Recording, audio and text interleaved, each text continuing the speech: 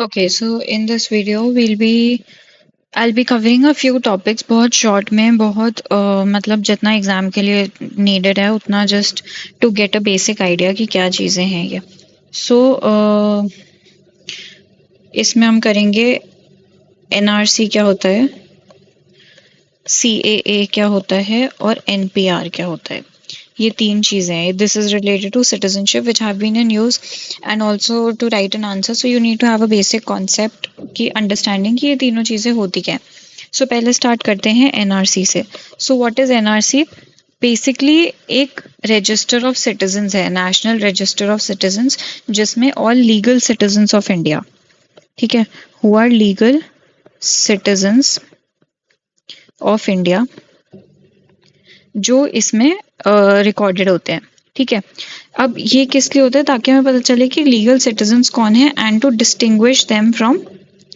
Distinguish from illegal migrants या illegal immigrants जो India में घुस गए हैं. ठीक है, अब जो एनआरसी प्रिपेयर हुआ था वो फर्स्ट टाइम प्रिपेयर हुआ था 1951 में.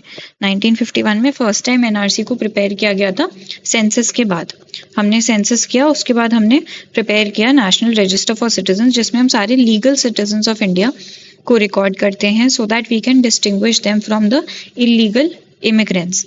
ठीक है, उसके बाद इसको 2003 के अमेंडमेंट एक्ट के द्वारा इट वाज सब्सिक्वेंटली एस्टैब्लिश्ड. ठीक है, अब देखो, अब ये चर्चा में अभी क्यों आया है? Because recently all these things has happened.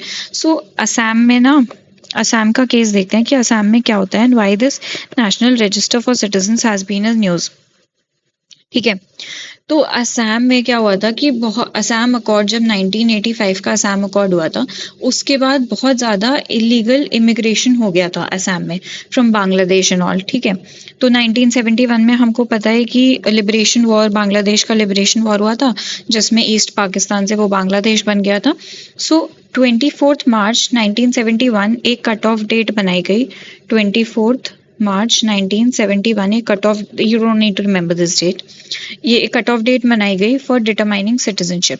ठीक है, this is not for the whole of India, this is we are only talking about Assam. तो इस डेट से पहले जितने भी लोग असम में आए थे वो लोग they got citizenship, and all those people who have come into Assam after this date, उन लोग को इलीगल इमिग्रेंट्स बोला गया. इसलिए नेशनल रजिस्टर फॉर सिटीजन्स का अपडेशन हुआ है वहां पे. ठीक है, now why has this been in, this is why this has been in news. और इसका सीएए से क्या रिलेशन है? अब सीएए देखो एक बहुत अलग चीज है. ठीक है, so this is the citizenship amendment act.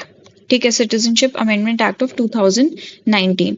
इसमें क्या बोला गया कि जो 6 नॉन मुस्लिम माइनॉरिटीज हैं, माइनॉरिटीज कहाँ पे? From the 3 Muslim countries, Muslim neighbours of India, Pakistan,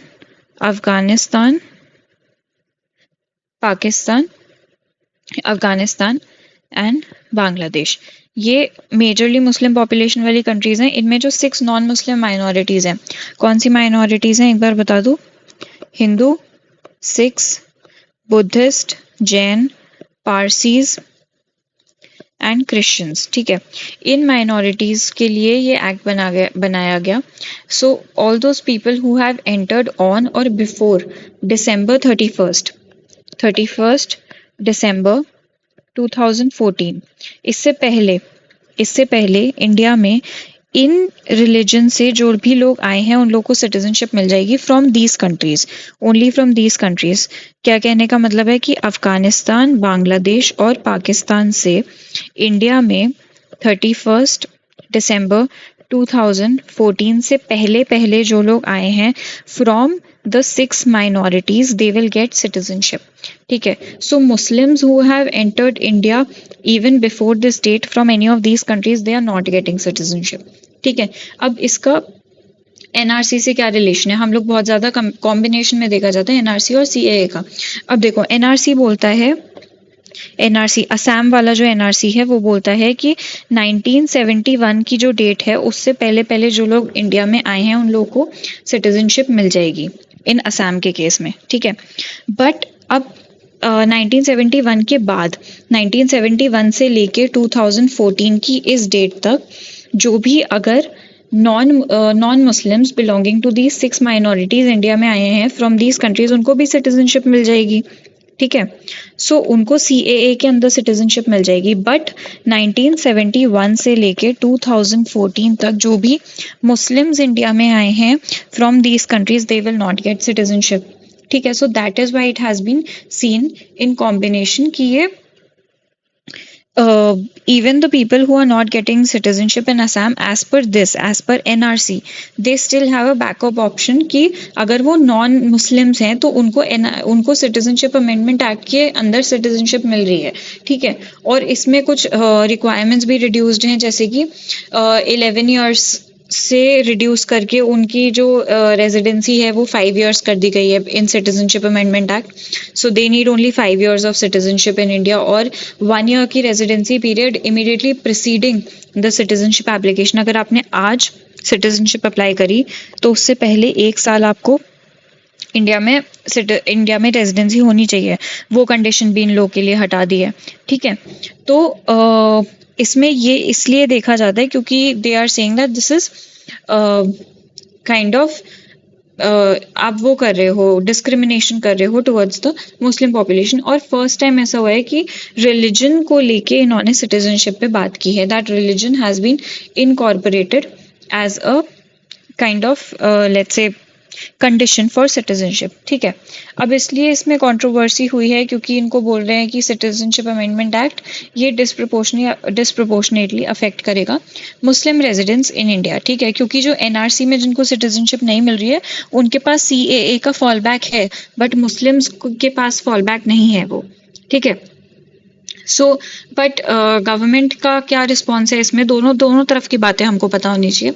so government has said that Muslims are excluded क्योंकि वो लोग बिकॉज ये वाला जो CAA का मेन पर्पस है वो है जो परसिक्यूटेड माइनॉरिटीज़ हैं उन लोगों के लिए सिटीजनशिप देना। जो ये वाली कंट्रीज हैं इनमें इस्लामिक पॉपुलेशंस ऑलरेडी मेजॉरिटी में हैं एंड द CAA को NRC से लिंक करके नहीं देखना चाहिए, ये सेपरेट इंस्ट्रूमेंट्स हैं। That is what the government has said. ठीक है, सो CAA is solely about granting citizenship to foreign migrants और बाकी किसी का सिटीजनशिप और रिलीजन से कोई मतलब नहीं है। तो ये गवर्नमेंट का कहना है, बट लोगों का कहना कुछ और है, मतलब जिसकी वजह से कंट्रोवर्सी हुई थी, that I am telling you. Then another thing is national population of register. National population register, अब ये क्या चीज़ है? नेशनल पॉपुलेशन रजिस्टर एक रजिस्टर है of the usual residence of the country. ठीक है, अब यूजुअल रेजिडेंस में नॉन सिटीजन्स भी आ जाते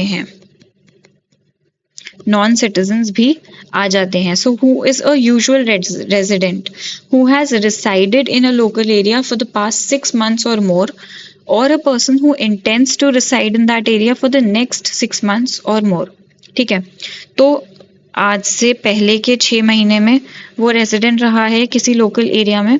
ठीक है, 6 महीने या 6 महीने से ज़्यादा, या फिर a person who intends to stay in India or in a local area for the next 6 months or more, that person is a usual resident. He may be a non citizen as well, so he may be or she may be a foreigner as well. So it is mandatory for every resident of India or citizen,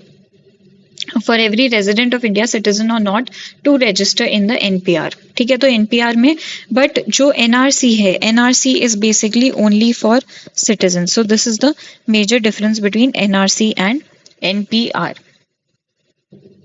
ठीक है, तो ये core difference था। तो NRC में आपके only Indian citizens आते हैं और NPR में सिटीजन्स और नॉन सिटीजन्स जो भी हैं वो यूजुअल रेजिडेंट्स जो भी इंडिया के हैं वो दोनों आ जाते हैं। ठीक है, NRC is the proof of citizenship. If your name is in NRC, national register of citizens में अगर आपका नाम है तो वो एक प्रूफ ऑफ सिटीजनशिप है, जबकि आपका अगर इसमें नाम है, so this is not a proof of citizenship. ठीक है, now every residence regardless of nationality who is residing in India, उसका नाम किस में होगा? NPR में होगा। ठीक है, so this was the basic difference among NRC, CAA and NPR. ठीक है, I hope एक basic idea you guys have got. See you in the next video. Take care. Bye bye.